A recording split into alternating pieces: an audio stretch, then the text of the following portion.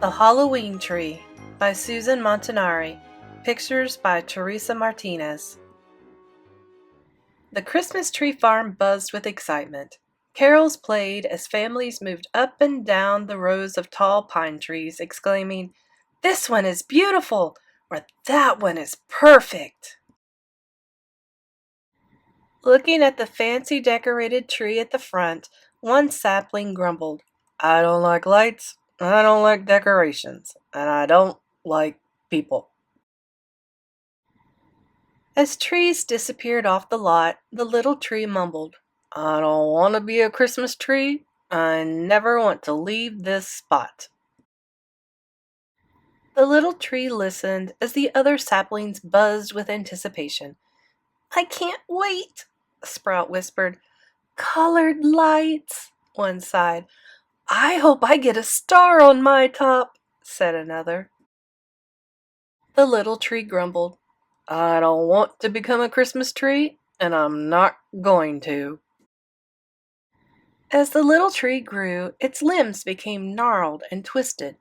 Every time needles sprouted, thoughts of being decorated with lights and ornaments made them turn brown and fall off. The tree looked nothing like the others. One day, all the trees on the lot disappeared. All except one. Eventually, houses began to appear, and with houses came families. By then, the tree had grown tall and broad. Its limbs were twisted and covered with strange knobs. One summer, the tree heard children's voices coming near and scoffed, "Ugh, people." "Yikes!" a boy named Ben cried. "That tree looks grumpy." "I like it," his sister Sarah said as she touched a branch. "It's so creepy. I dare you to climb it," their friend Thomas challenged her.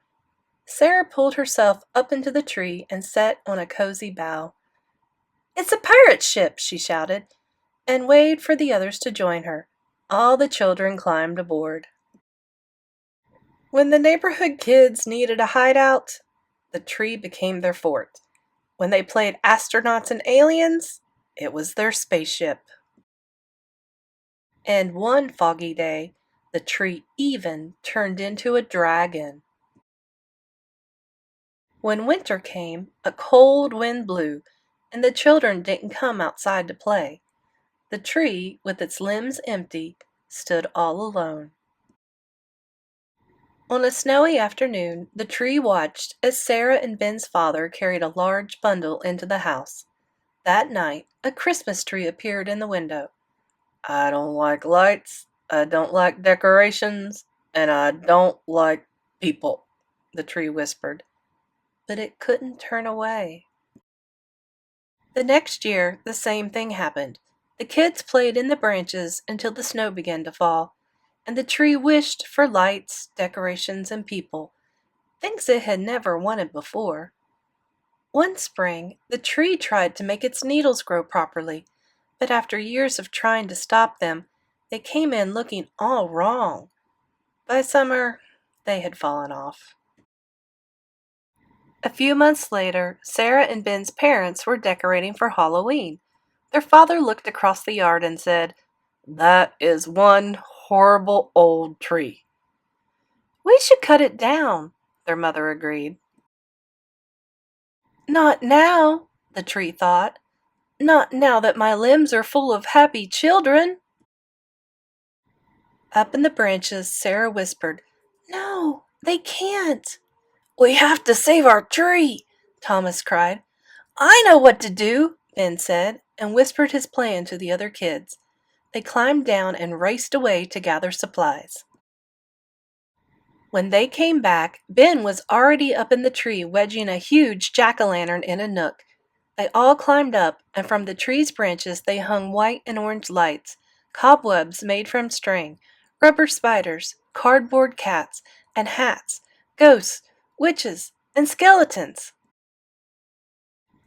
That night, the parents and all the neighbors gathered to admire the tree. The children danced beneath, shouting, "Trick or treat!" to each other.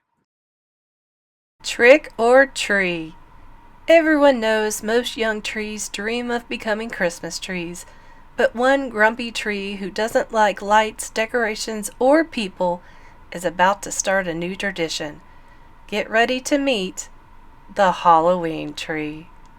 The Halloween tree. I like it. It shows that there's a place for everyone. If you liked it too, please like and subscribe, become a channel member, and we'll catch you in the next story.